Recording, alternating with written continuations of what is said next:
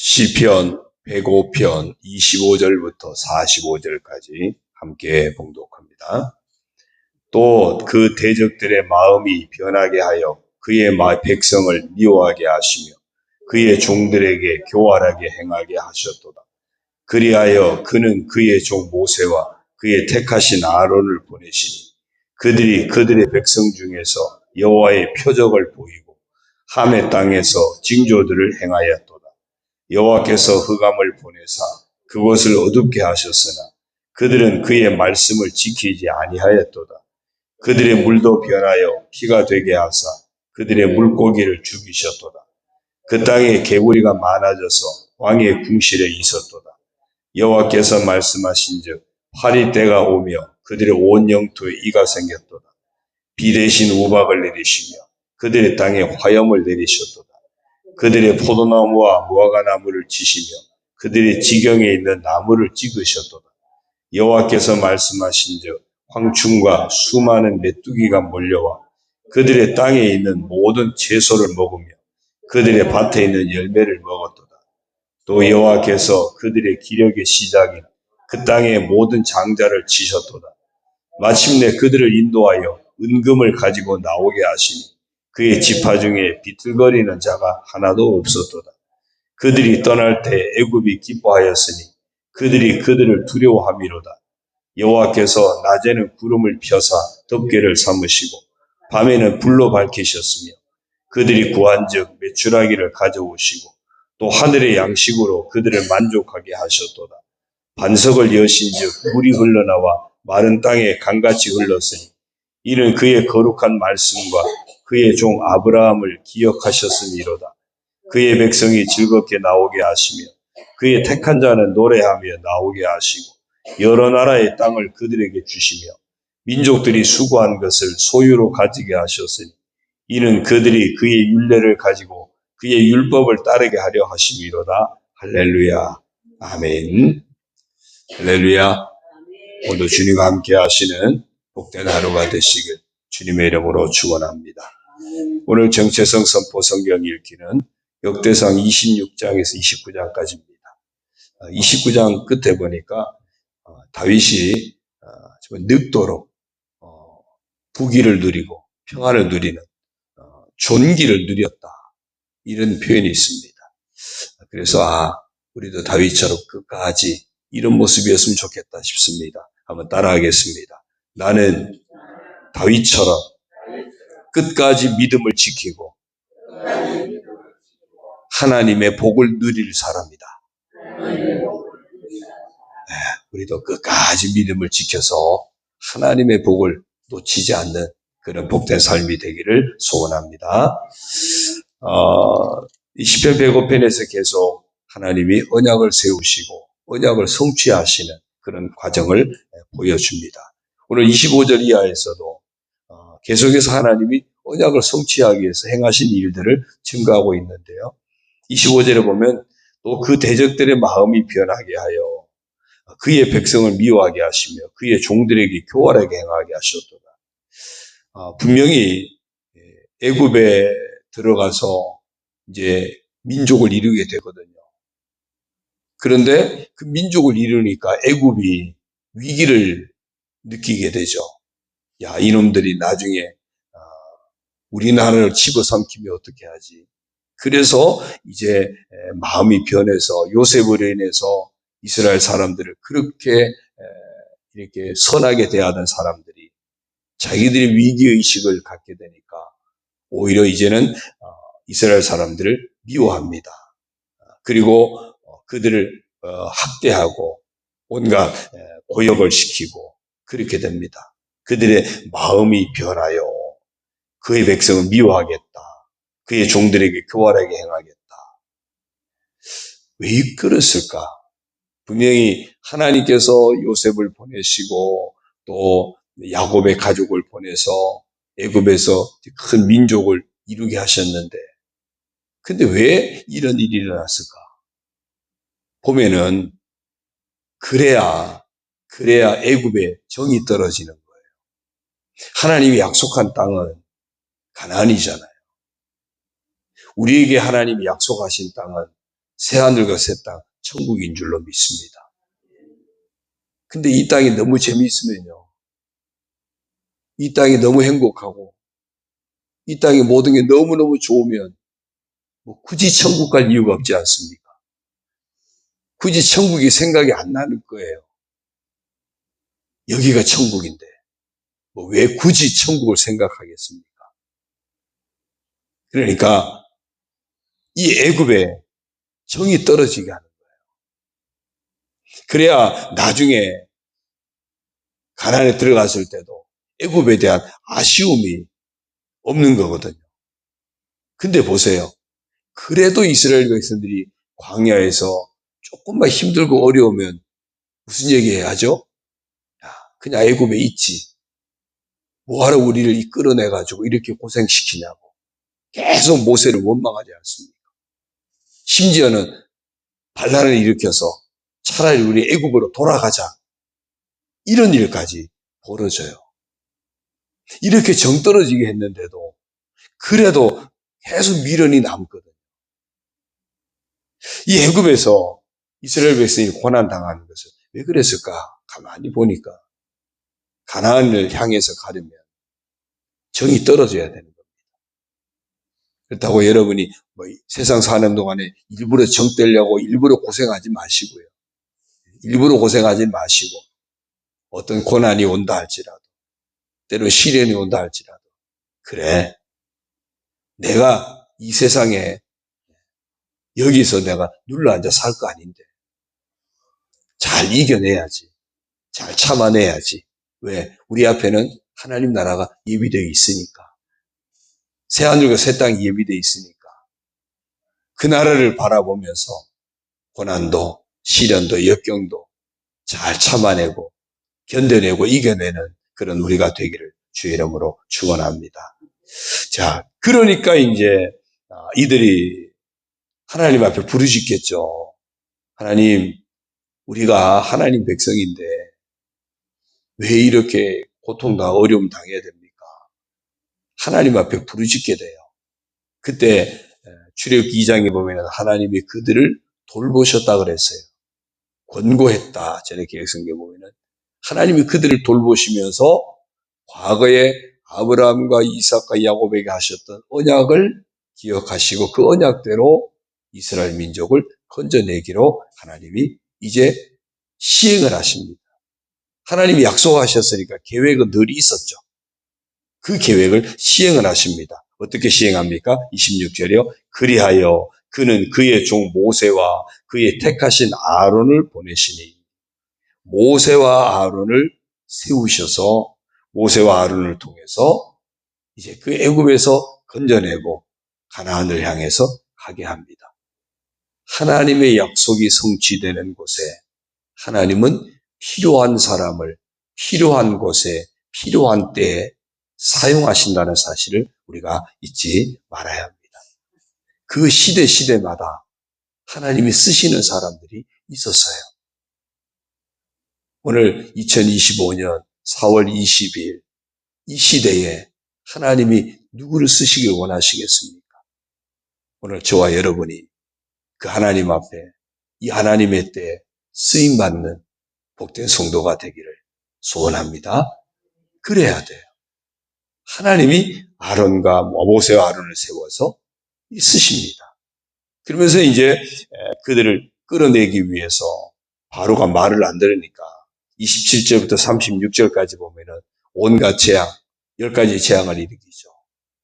피재앙, 개구리, 파리, 그 다음에 악질, 우방, 메뚜기, 악질, 독종, 흑암의 재앙, 그리고 장자 죽음의 재앙까지 차례대로 10가지 재앙을 쫙 일으키면서 바로가 두 손 두 발 다 들게 하죠.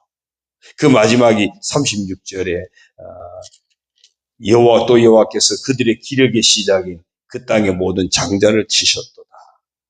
이 장자를 치는 과정까지 하면서 결국 하나님이 애굽의 재앙을 통해서 바로가 항복하게 하고 건진받게 합니다. 이 장자 죽음의 재앙 과정 속에서 하나님이 놀라운 일을 행하시죠. 앞으로 있을 귀한 일을 예표하십니다. 이스라엘 사람들 가정이 어떻게 건진받습니까? 양을 잡아서 그 양의 피를 바르고 집안에 들어가 있을 때 살게 하신 겁니다. 누구든지 피가 있으면 죄 사함을 얻고 피가 있으면 살게 하신 그 피가 뭐죠? 예수 그리스도의 피예요. 예수 그리스도의 피. 그 영어 단어에 축복하다가 브레싱이라는 단어거든요. 그 브레싱이라는 단어의 어원이 그 브리드라고 하는 피라는 그 어원에서 파생이 된 겁니다. 그 피가 뭐겠습니까? 그리스도의 보혈의 피예요. 보혈의 피가 있으면 우리 인생에 축복이 시작되는 거죠. 이 장자 죽음의 재앙 가운데서 하나님은 놀라운 하나님의 섭리를 예고하시는 겁니다. 앞으로도 너희들이 피가 있으면 산다. 그 피는 더 이상은 짐승의 피가 아니고 그 피는 하나님의 아들의 피, 보혈의 피, 피를 내서 살 길을 열어주신 겁니다. 그 피가 없으니까 애굽에는 죽음의 재앙이 닥치게 되고 감당할 수 없게 되는 거죠. 이렇게 해서 온갖 재앙을 통해서 하나님이 역사하셨고 그 과정에서 하나님 정말 살아계신 하나님이시구나. 바로가 계속 그냥 좀 적은 표현으로 깐족됐잖아요. 계속. 근데 두 손 두 발 다 들고 항복을 합니다. 그러면서 하나님이 높이 하나님의 이름이 드러납니다. 애굽에 그들이 섬기던 온갖 우상신들, 이 10가지 재앙이 애굽 사람들이 섬기던 우상신들과 다 관련되어 있는 재앙입니다. 한마디로 하면 애굽의 모든 우상들을 하나님이 깨뜨려 버리신 거예요. 깨뜨려 버리신 겁니다. 마지막 신이 뭐냐 하면 바로왕 자신이 신이거든요. 그 다음에 그래도 말을 안 들으면 다음에는 자기가 죽을 것 같으니까 내보내는 겁니다. 모든 우상을 깨뜨리고 하나님의 이름이 높여지는 이게 10가지 재앙의 과정입니다. 하나님이 놀랍게 역사하신 거죠. 그러면서 이제 37절 이하 보면 마침내 그들을 인도하여 은금을 가지고 나오게 하시니 애국 사람들에게 은금들 내놓으라고. 사실 그동안에 그 종살이 했던 품삯 받아 나온 거나 마찬가지예요. 하나님이 그냥 공짜로 나오게 하지 않아요. 우리 인생을 헛되지 않게 하십니다. 주 안에서 너희 수고가 주 안에서 헛되지 않은 줄 알미니라. 헛되지 않게 하시는 하나님의 섭리를 늘 믿으시기 바랍니다. 은금을 가지고 나오게 하고요. 그의 지파 중에 비틀거리는 자가 하나도 없었도다 그랬어요. 처음에는 잘 살았지만 나중에는 종살이하고 얼마나 많은 고역이 시달렸습니까? 근데 보세요. 놀라운 게 비틀거리는 자가 하나도 없었대요. 이게 하나님의 구원의 섭리입니다. 그러니까 새하늘과 새 땅의 모습을 보십시오. 부족한 게 없잖아요. 다시는 아픈 것도 없고 슬픔도 없고 곡하는 것도 없고 다시 사망도 없고 모든 것이 온전해지는 이게 하나님 나라의 축복입니다. 그 비틀거리는 자 하나도 없었다고. 그래서 이 출애굽 은혜 가운데 거하게 하시는 겁니다. 그들이 떠날 때 그 애굽이 기뻐하였으니 그들이 그들을 두려워함이로다.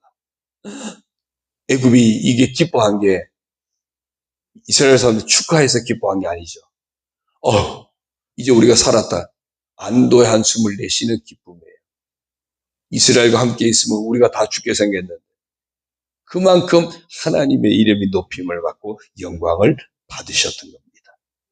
그래서 39절이야 이제 광야를 인도하십니다. 여호와께서 낮에는 구름을 펴사 덮개를 삼으시고 밤에는 불로 밝히셨으며 그들이 구한적 메추라기를 가져오시고 또 하늘의 양식으로 그들을 만족하게 하셨도다. 반석을 여신즉 물이 흘러나와 마른 땅에 강같이 흘렀으니 이는 그의 거룩한 말씀과 그의 종 아브라함을 기억하셨습니다. 아브라함과의 약속을 기억하신 하나님의 언약한 거룩한 말씀대로 이들을 축복하시는데 광야길을 하나님이 인도하세요. 이게 사람의 방법이 아니에요. 낮에는 구름 기둥, 밤에는 불 기둥. 이게 하나님 베푸신 은혜입니다. 반석을 통해서 물을 공급하시는 것, 이것 역시 하나님의 은혜입니다. 계속 만나를 주시는 것, 하늘로부터 주시는 양식, 은혜입니다. 다 하나님의 은혜로 사는 거예요. 그러니까 광야는 어쩌면 우리 인생길입니다. 인생길 어떻게 살아갈 것인가? 은혜 없이는 살 수 없음을 알아야 됩니다. 우리가 몸부림치죠. 열심히 살죠.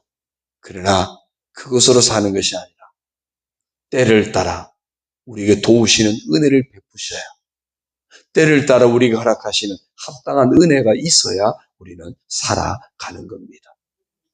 하나님 베푸신 은혜를 놓치지 않는, 특별히 십자가 보혈의 은혜를 놓치지 않는, 예수 그리스도 안에서 우리에게 주시는 은혜를 놓치지 않는, 은혜를 힘입어 살아가고 그 은혜의 자리에서 우리의 삶이 날마다 아름답게 이루어져가는 복된 모습이 되기를 축원합니다. 그래서 43절요. 그의 백성이 즐겁게 나오게 하시며 그의 택한 자는 노래하며 나오게 하시고 여러 나라의 땅을 그들에게 주시며 민족들이 수고한 것을 소유로 가지게 하셨으니 드디어 즐겁게 노래하며 가나안에 들어가서 가나안의 복을 누리게 되는 것을 보여줍니다. 약속의 성취죠. 우리가 찬송하면서 그 천국 성문에 들어가서 새 예루살렘 성문에 들어가서 주님을 마음껏 노래하고 찬송하고 기뻐 뛰는 그날이 예비되어 있음을 믿으시고 하나님이 약속대로 그날을 성취할 것을 믿으시고 끝까지 믿음으로 달려갈 길 달려가시기를 주의 이름으로 축원합니다. 자, 이제 마지막 45절입니다. 같이 읽습니다. 시작. 이는 그들이 그의 율례를 지키고 그의 율법을 따르게 하려 하심이로다. 할렐루야. 왜 하나님이 이렇게 역사하셨을까? 한 가지예요. 하나님 말씀을 지켜 그 말씀을 따라 살면 하나님이 살게 하신다. 그걸 보여주시는 거예요. 마귀가 예수님을 시험할 때 돌로 떡 만들려고 그럴 때 예수님이 뭐라 그랬죠? 사람이 떡으로만 사는 것이 아니에요. 하나님의 입으로 나오는 모든 말씀으로 산다 그랬어요. 그 얘기예요. 하나님의 약속이 성취될 것을 믿고 우리는 그 약속의 말씀을 붙잡고 그 약속의 말씀을 믿음으로 붙잡고 그 약속의 말씀을 믿음으로 순종하며 말씀을 따라 행하면 그곳에 늘 하나님이 예비하신 은혜, 약속이 성취되시는 축복이 예비되어 있습니다. 오늘 우리에게도 마찬가지입니다. 하나님은 오늘도 반드시 약속을 성취하십니다. 오늘 우리가 어떻게 성취하셨습니까? 예수 그리스도 안에서. 예수 그리스도 안에서 하나님의 약속을 성취하십니다. 그러면 우리는 어떻게 됩니까? 예수 그리스도를 믿는 믿음을 끝까지 놓치지 말아야 합니다. 하나님이 약속하신 대로, 말씀하신 대로 예수 그리스도 안에서 우리를 구원하시고 천국까지 우리를 인도해 주십니다. 성령을 보내셔서 말씀을 주셔서 인도하십니다. 그러므로 우리도 그 천국에 이르기까지 하나님의 약속이 반드시 이루어질 것을 믿고 예수 그리스도 안에서 믿음을 지키면서 날마다 성령을 따라 말씀에 순종하는 삶을 놓치지 않으면 마침내 마지막 이기는 자의 반열에 서게 될 줄로 믿습니다. 우리 모두 이런 축복의 성도가 되시기를 주님의 이름으로 축원합니다. 기도드립니다. 하나님 아버지 고맙습니다. 하나님은 약속하셨고 그 약속을 반드시 성취하시는 하나님이시니 감사합니다. 그러므로 그 하나님의 약속이 성취되기까지 하나님 말씀을 놓치지 않고 살아가는 저희들 되게 하여 주옵소서. 특별히 하나님께서 우리를 구원하기로 계획하시고 아들을 보내셔서 그 아들 예수 그리스도를 통하여 우리에게 그 구원의 길을 열어주시니 감사합니다. 예수 그리스도 안에서 천국의 복을 얻게 하시니 감사합니다. 그러므로 끝까지 예수 그리스도를 믿는 믿음을 놓치지 않게 하여 주시고 성령이 오셔서 우리를 말씀에 순종하며 말씀을 따라 살도록 인도하여 주시니 날마다 말씀 붙잡고 성령을 따라 행하는 삶을 놓치지 않게 하여 주옵소서. 그리하여 그곳에 하나님 날마다 베푸시는 은혜를 힘있게 하시고 그 은혜의 자리에서 하나님 나라 바라보고 우리가 매일매일 발걸음을 내딛고 우리의 모든 삶을 감당하게 하여 주옵소서. 오늘 하루를 시작하면서 이제 말씀 듣고 이제 믿음을 가지고 하나님 약속의 말씀을 품고 우리의 하루 인생의 발걸음을 내딛습니다. 우리의 발걸음 위에 예비된 하나님의 은혜가 만나지게 하시고 예비된 하나님의 인도하심을 만나게 하시고 예비된 하나님의 축복하심을 만나게 하여 주옵소서. 때로 세상길이 힘들고 험하고 정말 어렵다 할지라도 하나님이 반드시 약속을 성취하심을 믿고 인내하며 순종하며 믿음의 길을 지켜가는 사명의 길을 지켜가는 저희들 다 되게 하여 주옵소서. 이 아침에도 아버지 앞에 간구하는 성도들 응답하여 주시고 예비하신 하늘의 복과 은혜로 충만하게 채워 주옵소서. 아버지 하나님 우리 교회를 통해서 영광 받으시고 온 성도들을 통하여 영광 받아 주옵소서. 연약한 성도들 치유하여 주시고 여러 가지 고난 중에 있는 성도들 회복시켜 주시고 믿음으로 승리하게 하여 주옵소서. 아버지 우리 자녀들이 복된 믿음의 자녀가 되게 하시고 믿음의 가문을 이어갈 수 있도록 주여 복을 내려 주옵소서. 아버지 하나님 오늘 내일 있을 연회 위에도 하나님 은혜 베푸셔서 이제 평탄하게 이루어지도록 축복하여 주옵소서. 예수님의 이름으로 감사하며 축복하며 기도 올리옵나이다. 아멘. 하늘에 계신 우리 아버지, 아버지의 이름을 거룩하게 하시며 아버지의 나라가 오게 하시며 아버지의 뜻이 하늘에서와 같이 땅에서도 이루어지게 하소서. 오늘 우리에게 일용할 양식을 주시고 우리가 우리에게 잘못한 사람을 용서하여 준 것 같이 우리 죄를 용서하여 주시고 우리를 시험에 빠지지 않게 하시고 악에서 구하소서. 나라와 권능과 영광이 영원히 아버지의 것입니다. 아멘.